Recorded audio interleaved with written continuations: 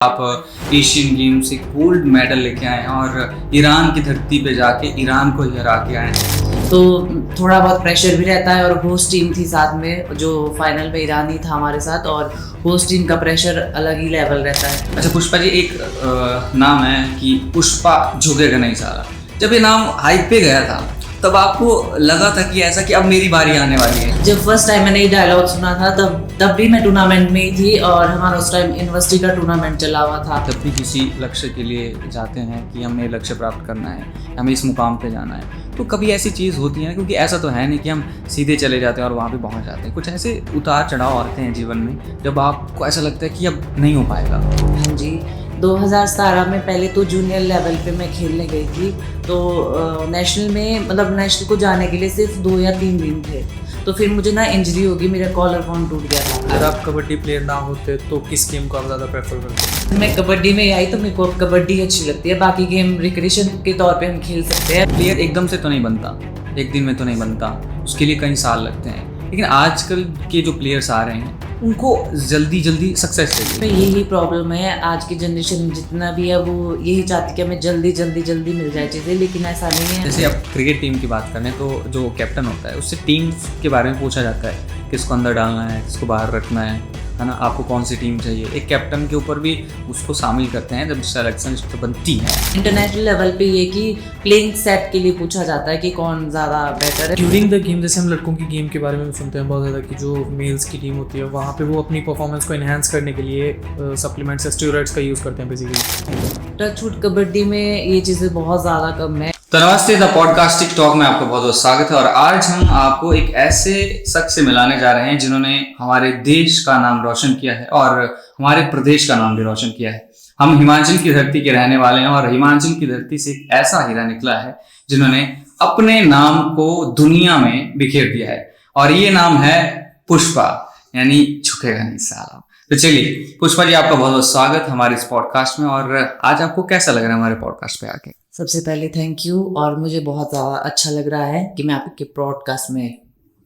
और सबसे पहले तो मैं आपको बहुत धन्यवाद करता हूँ कि आपने अपना समय हमें दिया और आज आप यहाँ पे बैठे हैं। और कितनी मुश्किलें रहती हैं तो समय निकालना एक खिलाड़ी को, और ये हमारे लिए सबसे पहले गर्व की बात है कि अभी अभी आप एशियन गेम से गोल्ड मेडल लेके आए हैं और ईरान की धरती पे जाके ईरान को हरा के आए हैं। तो कैसा फील हुआ आपको? देखो, सबसे पहले जब हम वहाँ पे गए थे तो इतने लोगों की आस हमारे साथ जुड़ी थी कि भाई मेडल लेके ही आएंगे। ऊपर से इंडिया का गेम है ये कबड्डी, तो यहीं से शुरू हुआ है, तो रिस्पॉन्सिबिलिटी भी इतनी ज़्यादा है कि हमें मेडल लेकर ही वापस आना है। तो थोड़ा बहुत प्रेशर भी रहता है, और होस्ट टीम थी साथ में, जो फाइनल में ईरान ही था हमारे साथ, और होस्ट टीम का प्रेशर अलग ही लेवल रहता है क्योंकि उनका जो लोग है वो उनको ही सपोर्ट ज़्यादा कर रहे थे वहाँ पे, और ऑडियंस भी उनकी बैठी हुई थी, और जो रेफरी वगैरह भी थे तो ज़्यादा मतलब मात्रा में उनके ही थे। बट फिर भी मतलब टीम का कॉम्बिनेशन इतना अच्छा रहा कि मतलब कोई भी गलती नहीं हुई किसी से भी, और अच्छे से जीत भी गए। अच्छा पुष्पा जी, एक नाम है कि पुष्पा झुकेगा नहीं साला। जब ये नाम हाइप पे गया था तब आपको लगा था कि ऐसा कि अब मेरी बारी आने वाली है? तब आपको ऐसा फील हुआ था कि अब ये डायलॉग मेरे पे चिपकने वाला है? और जितना मैं जानता हूँ, जब आप साउथ में जाते हैं और आप रेडिंग पे होते हैं तो बाहर तमिल में पुष्पा पुष्पा पुष्पा जोर जोर से होती है, तो आपको कैसा फील होता है कि आप वही पुष्पा है जो झुकेगा नहीं आकर अल्लू अर्जुन वाली, या फिर पुष्पा एक ऐसा नाम जो अब और ज्यादा हाइप पे जाने वाला है? जब फर्स्ट टाइम मैंने ये डायलॉग सुना था तब भी मैं टूर्नामेंट में ही थी और हमारा उस टाइम यूनिवर्सिटी का टूर्नामेंट चला हुआ था। तो ये डायलॉग नया ही चला हुआ था, तो मुझे ऐसा लगा कि मैंने मूवी भी नहीं देखी थी, सच में अभी तक नहीं देखी है ये मूवी, बट मेरा डायलॉग ही इतना ज्यादा हो गया ना, कहीं भी जाओ तो कोई भी फैन होता है वो बोलता है कि ऐसे ही पोज बना के फोटो भेजो, फोटो खिंचवाओ। थोड़ा ऑकवर्ड हो जाता मेरे लिए। अच्छा ठीक है, अच्छा अगर फैन इस तरीके से प्यार जता रहे हैं तो ये भी अच्छी बात है। हाँ, जितना हमारे दर्शक हैं जो हमें देख रहे हैं वो आपकी एक जर्नी जानना चाहते हैं कि शुरुआत पुष्पा की हुई कहाँ से और कैसे पुष्पा एक पुष्पा वाला नाम बनाया है। जो मेरा स्टार्टिंग है वो प्राइमरी लेवल से स्टार्ट हुआ है। मैंने 5th क्लास में खेलना स्टार्ट करा था। मेरे पापा को बहुत ज़्यादा शौक था खेलने का, तो उनके बोलने से, और इतना ज़्यादा नॉलेज नहीं था उस टाइम जब हमने खेलना स्टार्ट किया था ना। वैसे हमारे वहाँ से अच्छे प्लेयर निकले थे, लेकिन मेरी फैमिली में इतने अवेयरनेस नहीं थी उस टाइम। तो हमने सिर्फ खेलना इसलिए स्टार्ट करा था कि भाई चलो देखा देखी में कि भाई खेल रहे हैं, तो खेलना स्टार्ट करा। और जो मैंने प्रोफेशनल तरीके से है वो मैंने 2014 से खेलना स्टार्ट करा है। फर्स्ट सब जूनियर नेशनल मैंने 13 में खेला है, जिसके बेस पे मेरा सिलेक्शन 2014 में साई में हो गया था। अच्छा पुष्पा जी, कभी ऐसा हुआ है जैसे हम जब भी किसी लक्ष्य के लिए जाते हैं कि हमें लक्ष्य प्राप्त करना है, हमें इस मुकाम पे जाना है, तो कभी ऐसी चीज़ होती है ना, क्योंकि ऐसा तो है नहीं कि हम सीधे चले जाते हैं और वहाँ पे पहुँच जाते हैं। कुछ ऐसे उतार चढ़ाव आते हैं जीवन में जब आपको ऐसा लगता है कि अब नहीं हो पाएगा, अब बस यहाँ पे ख़त्म हो चुका है और इंसान थोड़ा सा टूटने लगता है। कि आपके साथ कभी ऐसा हुआ है, ऐसा वाला मोमेंट आपके साथ हुआ है? हाँ जी, 2017 में पहले तो जूनियर लेवल पे मैं खेलने गई थी। तो नेशनल में, मतलब नेशनल को जाने के लिए सिर्फ 2 या 3 दिन थे। तो फिर मुझे ना इंजरी होगी, मेरा कॉलर बोन टूट गया था। और उस साल ना जूनियर का पहली बार, मतलब काफ़ी टाइम बाद टूर जा रहा था, ईरान के लिए गया था टूर भी। और उस टाइम मैं साई की main raider, as a main raider lead करी थी साई की टीम को। तो फिर मुझे इंजरी होगी तो मैं नेशनल में पार्टिसिपेट नहीं कर पाई थी, और आगे मेरा सिलेक्शन फिर कैसे होना था जब मैं नेशनल में ही नहीं खेली थी। तो मुझे वो बहुत ज़्यादा, मतलब अभी तक ऐसा होता है कि अगर शायद उस टाइम में कोई चोट नहीं होती तो मैं बहुत पहले इंटरनेशनल लेवल पे खेल चुकी होती। आपका कोई इस गेम के अलावा इंटरेस्ट नहीं रहा था? मतलब जब आपने शुरू किया था तब आपको ऐसा लगता था कि कोई और गेम भी खेल सकते हैं, या किसी और गेम में इंटरेस्ट ही नहीं था? देखो, अगर प्लेटफॉर्म पहले अदर गेम में मिलता तो शायद मैं वो भी खेलती, बट मेरा जो, मेरे पेरेंट्स का इंटरेस्ट है, मेरे पापा खुद भी स्टेट प्लेयर रहे हैं, तो उन्होंने मेरे को पहले ही कबड्डी में डाल दिया। तो कबड्डी जब खेलना स्टार्ट करी तो अंदर से बोलते हैं ना, खून में जब कबड्डी रहती है, तो मेरे जब पापा भी खेलते थे तो मुझे ऐसा हुआ कि मुझे कबड्डी खेलनी है। अगर आप कबड्डी प्लेयर ना होते तो किस गेम को आप ज़्यादा प्रेफर करते? मेरा इंटरेस्ट ही खत्म हो चुका था जब मैं कबड्डी में आई, तो मेरे को अब कबड्डी अच्छी लगती है। बाकी गेम रिक्रिएशन के तौर पे हम खेल सकते हैं, बट बाकी ऐसा प्रोफेशनल तरीके से मैं नहीं बोल सकती कि मैं किस में जाना पसंद। अगर पहले बोला जाए ना, जैसे अगर आपको, अगर स्टार्टिंग में देखा जाए उस टाइम पे आपको सिर्फ एक यही गेम पसंद थी या इसके अलावा भी कोई? कबड्डी खेलना पसंद था। अच्छा पुष्पा जी, एक और बात कि जैसे जब सिलेक्शन लिस्ट तैयार होती है जैसे एशियन गेम की, और तब एक आपको तो पता नहीं होता कि कौन होना है, किसको कैप्टन बनाना है, या फिर हमारा नाम अंदर है या हम लिस्ट से बाहर हैं। इस बीच जो झमेले चले रहते हैं दिमाग में कि होगा नहीं होगा, और जब नहीं होता तो उस दौरान आपके अंदर की जो फीलिंग होती है वो किस तरीके से रहती है, किस तरीके से टैकल करने पड़ता है उसको? देखो, प्लेयर की जर्नी ना बहुत ज़्यादा कठिन रहती है, क्योंकि वो पूरे साल भर मेहनत करता है। और एक इंटरनेशनल लेवल पे ऐसा नहीं है कि हम 2 दिन की प्रैक्टिस करके जाते हैं, पूरा साल मेहनत करते हैं। और इंटरनेशनल लेवल पे पहुंचने के लिए कम से कम हमें 8 से 9 साल कंटिन्यू मेहनत करनी पड़ती है, तब हम उस लेवल तक पहुंच पाते हैं। और अगर हमारी सिलेक्शन हो रही है तब तो ऑब्वियसली कि हम बहुत ज़्यादा खुश हैं, लेकिन अगर ऐसे मोमेंट पे अगर हमारी सिलेक्शन नहीं होती है तो बहुत उदासी भी होती है, और रहता भी है कि अब इतनी मेहनत करने के बाद भी नहीं मिल रहा है, तो थोड़ा होता है कि उतार चढ़ाव चले रहते हैं लाइफ में। बाकी पेरेंट्स का सपोर्ट बहुत ज़्यादा रहता है ऐसे मोमेंट पे, और कोचेस भी बहुत ज़्यादा सपोर्ट करते हैं, और आपस में जब लड़कियां खेलती है एक दूसरे को बहुत मोटिवेट करती है, तो इस चीज़ से हम उस वे में निकल जाते हैं। आपके साथ कभी हुआ है ऐसा मोमेंट? हाँ, 2018 में क्या बोलते हैं, बेस्ट ऑलराउंडर का मुझे नेशनल में मिला था। और मुझे लगा था कि मेरी खुद का वो रहता, पर शायद मैं छोटी भी थी इस करके हो सकता है कि ना भी मिला हो। बट मुझे ये था कि उस टाइम मुझे मिलना चाहिए था कैंप अपनी सोच के अकॉर्डिंग, बट वो उस टाइम सक्सेस नहीं हुआ था। तो मेरे पेरेंट्स भी थोड़ा दुखी हो गए थे, और मैं तो और भी ज़्यादा दुखी। तो मेरे दिमाग में उस टाइम शायद ये भी आया था कि मुझे नहीं खेलना चाहिए अब, क्योंकि अगर मैंने इतनी मेहनत कर रखी है और मैं इतना अच्छा परफॉर्म कर पाई हूँ, फिर भी मुझे नहीं मिला, तो शायद आगे भी नहीं मिलेगा। बट मेरे पेरेंट्स ने उस टाइम मुझे बहुत ज़्यादा सपोर्ट किया इमोशनली, तो उसके बाद अच्छा जर्नी गई। चलिए, ये तो आपके लिए बहुत बढ़िया है क्योंकि आप खुद को टैकल कर लेते हैं ऐसी चीज़ों से, क्योंकि प्लेयर्स वैसे स्ट्रांग रहता है। लेकिन एक चीज़ रहती है कि प्लेयर एकदम से तो नहीं बनता, एक दिन में तो नहीं बनता, उसके लिए कई साल लगते हैं। लेकिन आजकल के जो प्लेयर्स आ रहे हैं उनको जल्दी जल्दी सक्सेस चाहिए कि हमें जल्दी या तो अपनी प्रदेश की टीम में हमारी एंट्री हो जाए, या फिर और उसी के बाद हमारी डायरेक्ट एंट्री या तो इंडिया कैंप में हो जाए, या फिर वहाँ से एशियन गेम में हो जाए। तो आप उनको क्या संदेश देना चाहते हो कि जब आप एक प्लेयर की जर्नी शुरू कर रहे हो तो उसमें मुश्किलें किस तरह से आएंगी, किस तरह से आपको एक स्टेप बाय स्टेप आगे आगे बढ़ना है? आजकल सच में यही प्रॉब्लम है। आज की जनरेशन जितना भी है वो यही चाहती है कि हमें जल्दी मिल जाए चीज़ें, लेकिन ऐसा नहीं है। हर चीज़ के लिए बहुत मेहनत लगती है। जैसे मैं खुद ही अभी मैंने बताया अभी आपको कि कम से कम 10 साल लग जाते हैं। हमने 2014 से खेलना स्टार्ट करा था और 2019-20 में मतलब हमारे को इंटरनेशनल लेवल तक पहुँच पाए हम लोग। नेशनल लेवल पे तो चलो हम खेलते रहते हैं और पर इंटरनेशनल लेवल के लिए जैसे टारगेट बढ़ा है तो उस टारगेट को पाने के लिए बहुत सारी चीज़ें हैं, बहुत सारा सफ़र करना पड़ता है। और अगर हम बाद में बीच में टूट जाते हैं तो फिर वो चीज़ें रिदम ही ख़राब हो जाता है। तो मैं यही बोलूँगी कि अगर आप मेहनत स्टार्ट करी है ना तो फिर उसको कंटिन्यू रखना, चाहे बीच में उतार-चढ़ाव आ रहे हैं, लेकिन अगर आपकी मेहनत अच्छी है और कंटिन्यू हार्ड वर्क कर रहे हो तो एक दिन सक्सेस ज़रूर मिलती है। अच्छा पुष्पा जी, एक सवाल और है मेरा कि जैसे अब क्रिकेट टीम की बात करें तो जो कैप्टन होता है उससे टीम्स के बारे में पूछा जाता है, किसको अंदर डालना है, किसको बाहर रखना है ना, आपको कौन सी टीम चाहिए। एक कैप्टन के ऊपर भी उसको शामिल करते हैं जब सिलेक्शन लिस्ट बनती है। तो क्या जब आपकी सिलेक्शन लिस्ट बनती है, हिमाचल की बनती है, जब प्रदेश की टीम बनती है, तो आपको भी पूछा जाता है इसके लिए? हाँ जी, हमारे से डिस्कशन चली रहती है। इंटरनेशनल लेवल पे ये कि प्लेइंग सेट के लिए पूछा जाता है कि कौन ज़्यादा बेटर है, और जो तो है अपने हिमाचल में वो तो बेस्ट 12 के लिए पूछा जाता है कि ये सही है मतलब खेलने के लिए। अ, जैसे कई र्यूमर आते हैं कि जो सिलेक्शन लिस्ट है वो गलत बनी है या फिर उसमें कुछ ऐसे हैं सिफारशी लोग हैं, तो इस पे आप क्या कहना चाहेंगे? क्योंकि बहुत सारे आंदोलन होते हैं और बोलते हैं कि हम आत्महत्या कर लेंगे। कई प्लेयर्स ऐसे बोलते हैं क्योंकि प्लेयर्स की भी गलती नहीं होती उस पे, क्योंकि उसने मेहनत की होती है और उसकी जगह कोई और चला जाए तो उसको भी दुःख होता है। तो वहाँ आप क्या कहना चाहेंगे उन प्लेयर्स को? मैं प्लेयर्स को तो क्या बोलूँगी, लेकिन सबके अपने-अपने ओपिनियन रहते हैं। अगर हम सोशल मीडिया पे तो किसी की पॉज़िटिव चीज़ें हमारे सामने आती है, किसी की नेगेटिव चीज़ें हमारे सामने आती है। पॉज़िटिव वही बंदा समझ सकता है जिसने फ़ील करी हो ये चीज़ें, और नेगेटिव कोई लोग ऐसे भी होते हैं कि भई एक-दूसरे की टाँग खींचने के लिए भी चीज़ें बोलते हैं मतलब। तो मैं इस पे यही बोलूँगी कि प्लेयर को तो कि निराश नहीं होना था। अगर आपको इस बार नहीं मिला है तो अगली बार मिल जाएगा। अगर आप डिज़र्विंग आज हो तो कल भी वैसे ही डिज़र्विंग रहोगे, क्योंकि मेहनत करोगे ना तो कल भी क्या पता कल आप उससे भी ज़्यादा हो और आपको कोई रोक भी ना पाए। तो मैं यही बोलूँगी कि मेहनत कंटिन्यू करो बस।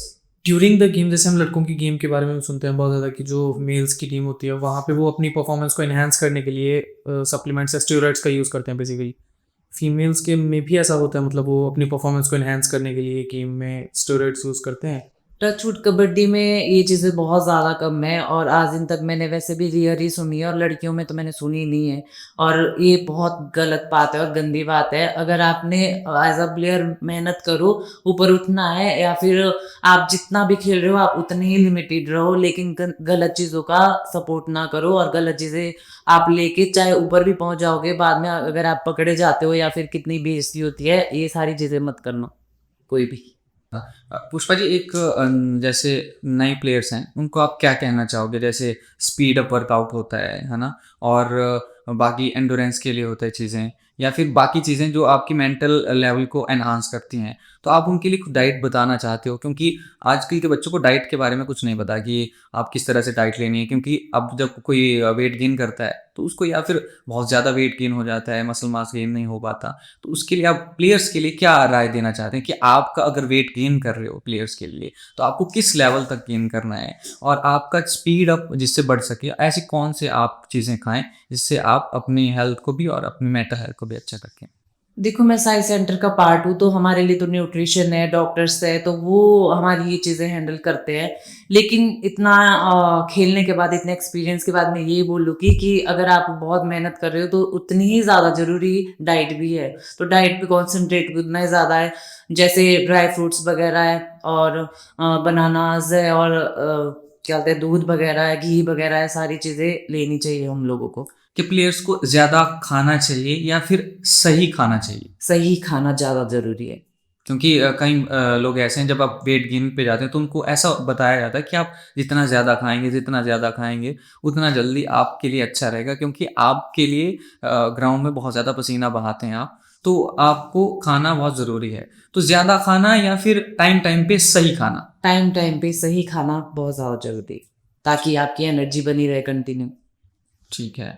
और आपको कोई ऐसा मोमेंट है जिसमें आपको बहुत ज़्यादा जैसे आप मैच में गए हैं, किसी टूर्नामेंट में गए हैं, तो आपको ऐसा कोई फैन मोमेंट आपको मिला है कि आपके लिए वियर्ड या बड़ा अच्छा कोई? वियर्ड तो मुझे कुछ नहीं मिला, लेकिन अच्छा मैं ये बोलूँगी कि जब मेरा फर्स्ट टाइम इंटरनेशनल टूर था और मैंने इस चीज़ के लिए बहुत टाइम से मेहनत करी थी, जब 2018 का मैंने किस्सा सुनाया भी, तो उसके अगले ठीक 1 साल बाद मैं इंटरनेशनल टूर्नामेंट में गई थी, जो कि मेरा फर्स्ट था। उस टाइम जब मुझे इंडिया किट मिली ना, तो मैं बहुत ज़्यादा खुश थी। मतलब मेरी लिटरली ना मेरी आँखों से मतलब आँसू आ रहे थे कि आखिरकार मैं यहाँ तक पहुँची, मतलब ऐसा फीलिंग था। सेटिस्फेक्शन वाली फीलिंग। और जब राष्ट्रीय गान चलता है तब? तब तो अलग ही फीलिंग होती है, क्योंकि एक टारगेट पहले था कि इंटरनेशनल लेवल पे जाना है, फिर अब आप चले जाते हो, आपके ऊपर रिस्पॉन्सिबिलिटी होती है और अपना भी एक टारगेट हो ही जाता कि यार यहाँ तक पहुंचे हैं तो अब और अच्छा बेस्ट परफॉर्मेंस देना है और वहां से जीत कर ही आना है। और जब हम जीते ना लास्ट में, और नेशनल एंथम जब अपना फ्लैग ऊपर की तरफ जाता है ना, तो वाह, प्राउड वो फील एक्सप्लेन नहीं कर सकते मैं वो वाले चाहिए। ये हिंदुस्तान है मेरी जान, यहाँ पे ये फीलिंग बहुत गहरी होती है और इसको बताना बहुत मुश्किल रहता है। मैट के ऊपर ड्यूरिंग द मैच स्लेजिंग होती है एक दूसरे की टीम की, गाली गलौच या कुछ ऐसे एग्रेशन में बोल हीट ऑफ द मोमेंट बहुत सारी चीजें हो जाती है, लेकिन वो गेम तक ही सीमित रहती है, आपस में भी और अदर अपोनेंट जो रहते हैं उनके साथ भी। क्या कभी ऐसा हुआ है कि जैसे आपकी लड़ाई बीच में होगी और उसने बोला कि आजा बाहर देखते हैं? नहीं नहीं, लड़कियों में ये सारी चीजें नहीं दिखेगी, लड़कों में फिर भी शायद हो सकती है, पर लड़कियां बस वहां तक सीमित है, उसके बाद सारे फ्रेंड्स हो जाते हैं। ग्रजेस नहीं रहते कि यार उसने नहीं, मेरे को ऐसा कैसे बोल दिया, मैं देखती हूँ इसको। नहीं, वैसे ये चीजें उस टाइम तो नहीं रहती है, लेकिन अगली बार आप टूर्नामेंट में आओगे और वो चीजें सामने आमने सामने भिड़ेगी, तो शायद उस टाइम दिमाग में चलेगा अच्छा पिछली बार ये बोल के गए कि अभी बताते।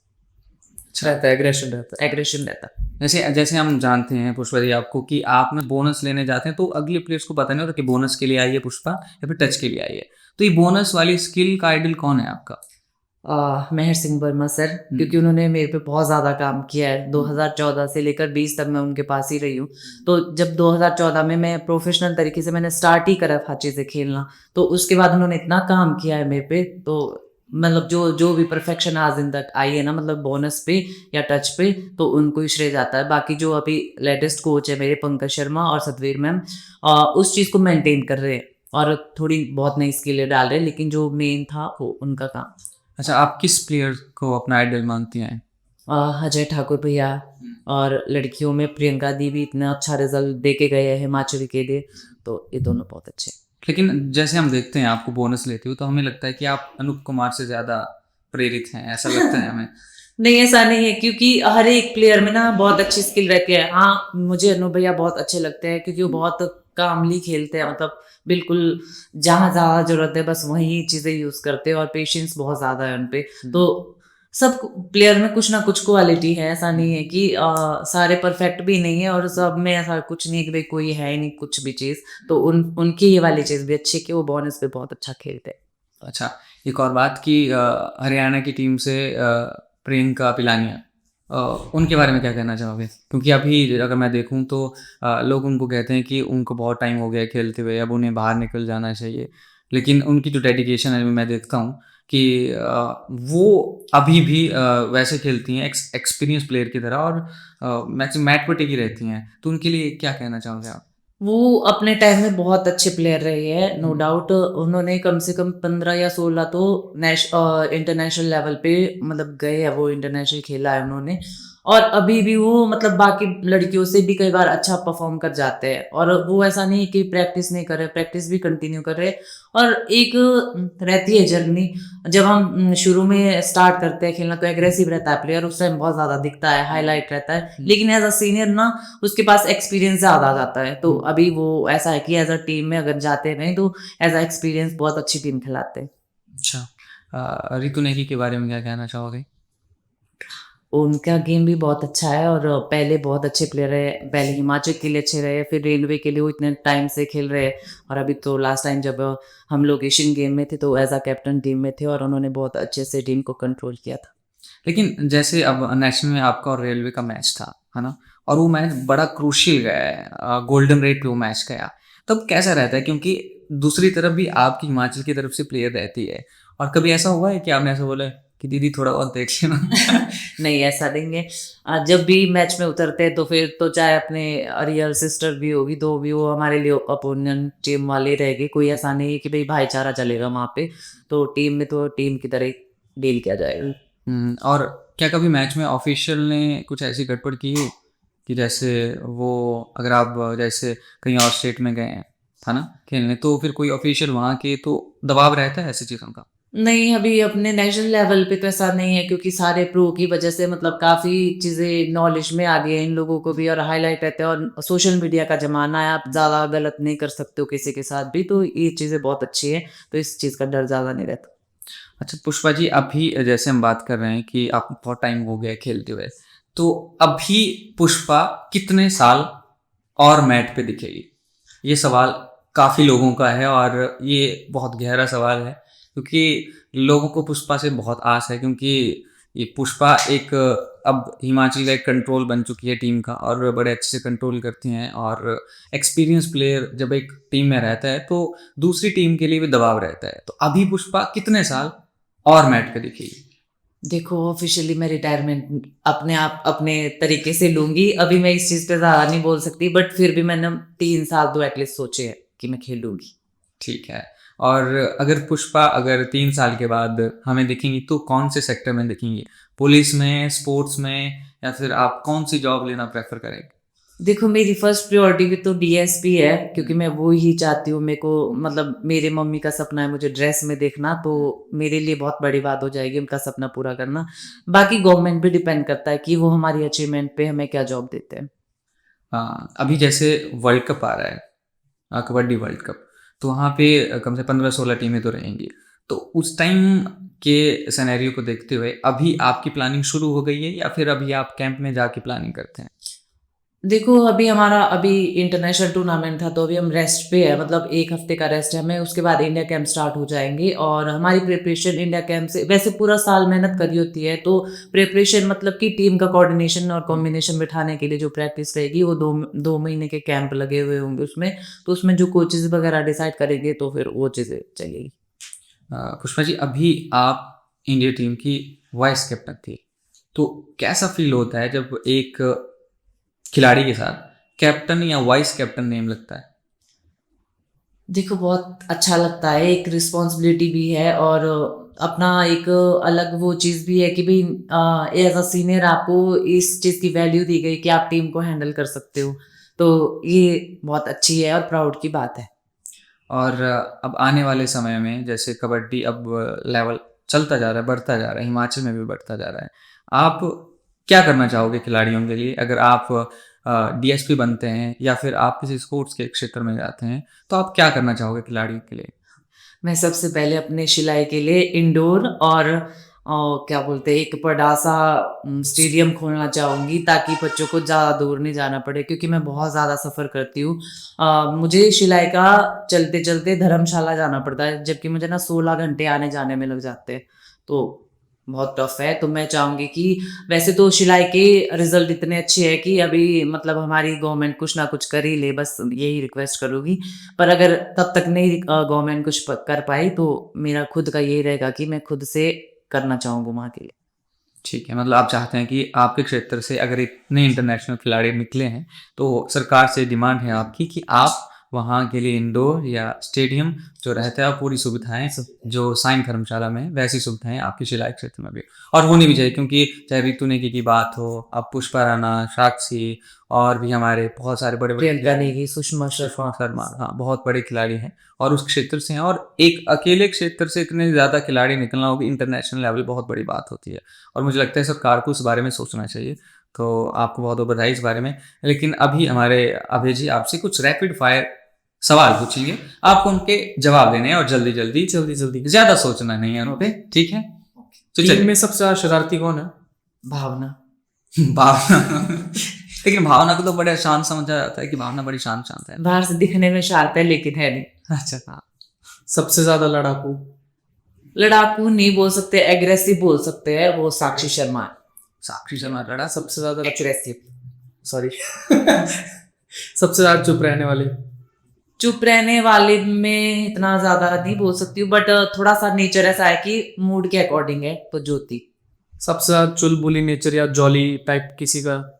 अंकिता। खिली खिली सी। हाँ। सबसे ज्यादा गाली गलौज कौन करता है सामने वाले को? सबसे ज्यादा लेजी कौन है? वो भी मैं। ऐसा है, पुष्पा लेजी है। हाँ। अग्रेसिव भी, गालियां भी, कॉम्बिनेशन थोड़ा हो जाता है। चलिए नेक्स्ट सवाल। तो ये थोड़ा सा पर्सनल है, फ्रेंड मत सुनना। बॉयफ्रेंड है आपका, सिंगल या मतलब? नहीं, ये अगर होगा भी तो मुझे लगता है यहाँ नहीं बताया जाएगा, ऑफिशियली बताया नहीं जाएगा। जैसे रिटायरमेंट के बारे में नहीं बताया गया है। दर्शकों, इस बात के लिए हम खेद है कि अगर इसमें गलती होती है तो हमारी जिम्मेवारी नहीं है। नेक्स्ट सवाल है, कोई क्रश है आपका? नहीं। वो बड़ा ऑफेंड हो गया, बोला नहीं। नहीं किसी को स्टॉक कर दे वो। नो। मतलब अब साइकोलॉजी अनुसार बताया जाता है कि जब नजरें चुराई जाती हैं तो इंसान नहीं, मैं सोच रही थी कि मैं करती हूँ क्या, मैं करने। ठीक है। कोई एक आइडियल पर्सनैलिटी है मतलब दिमाग में, जिसको आप कैसे सोचते हो कि यार इसकी ड्रेस सेंस अच्छी है, इसका स्टाइल अच्छा है, वे ऑफ टॉकिंग, या मतलब खेलने का बहुत सारी चीजें होती है, खेलने का तरीका, ऐसे कोई? प्रियंका नेगी दी, उनका ड्रेसिंग सेंस भी अच्छा है, बोलने का स्टाइल भी अच्छा है, और एज अ प्लेयर भी वो बहुत अच्छे रहे। Very good. चलिए, अब कोई ऐसा और मोमेंट जैसे आपके साथ कोई फनी वियर्ड चीजें हुई हो, जैसे हॉस्टल में होती हैं। हॉस्टल लाइफ कैसी है आपकी? पूछो मत। अभी होली मना के आए, इतने बुरे हाल करके आए, पानी में डुबो। अच्छा, कभी ऐसा होता है जैसे हॉस्टल में, जैसे हम जैसे जाते हैं ना टूर्नामेंट खेलने के लिए, तो ऐसा होता है जैसे रात हो जाती है ना, तो दरी को उठा के ऐसे पूरा एक प्लेयर पे और उस पे सारे ठपाठप लगा। नहीं, मैं सीनियर हूँ तो मुझे ऐसा नहीं कर सकते। हाँ, फायदा खाते हैं मतलब? नहीं ऐसा नहीं है, बट सीनियर की रिस्पेक्ट रहती है ना, वो चीज। तो सीनियर जूनियर पे करता है ऐसा कभी? मैंने देखी नहीं है वैसे अपने टाइम में, क्योंकि मैं तो बहुत अच्छे सीनियर तो मैं करता। अच्छा, आपकी रैगिंग हुई थी हॉस्टल में जब आप रह गए थे? हमारे टाइम में कम सीनियर थे, 1-2 थे बस। ये रैगिंग ना वैसे भी लड़कियों में कम होती है। हाँ, कम होती। लड़के अरे हम देखें ले। अच्छा, तो यहाँ बचा है कुछ चीजें ऐड करने को? नीरज चोपड़ा।